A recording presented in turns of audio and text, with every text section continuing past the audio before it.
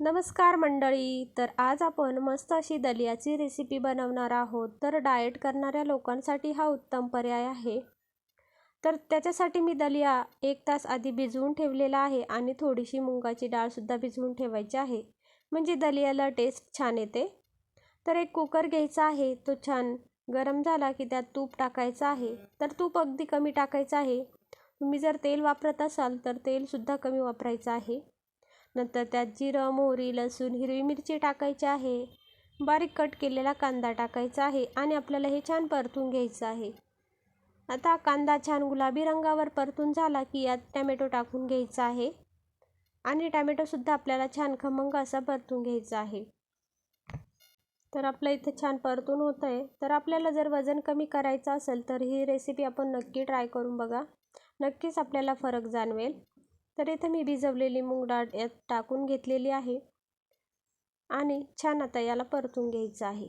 मूग डाळीमुळे या खिचडीला छान टेस्ट येते. नंतर यात थोडीशी हळद टाकायची आहे, मिरची पावडर, मसाला टाकायचा आहे आणि चवीनुसार मीठ टाकून घ्यायचं आहे.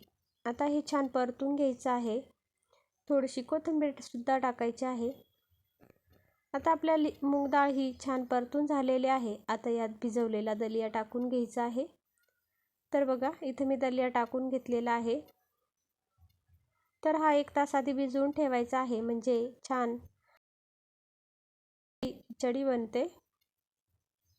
तर आता दलिया टाकून छान परतून घेतलेला आहे आणि आता यात थोडंसं पाणी टाकून घ्यायचं आहे. तर मला पातळ असा दलिया बनवायचा आहे, त्याच्यामुळे मी 2 वाट्या पाणी टाकलेलं आहे आणि आता कुकरचं झाकण लावून आपल्याला याच्या मस्त 3 शिट्ट्या काढून घ्यायच्या आहे. तर 3 शिट्ट्या झाल्यानंतर बघा आपला दलिया तयार झालेला आहे. तुम्ही याला दलियाची खिचडीसुद्धा म्हणू शकता. आपण यात अजूनसुद्धा भाज्या घालू शकतो, जसे की गाजर, भोपळा. नंतर कोथिंबीर टाकायची आहे आणि मस्त आपला दलिया तयार झालेला आहे. तर या खायला आणि पटकन सबस्क्राईब करा.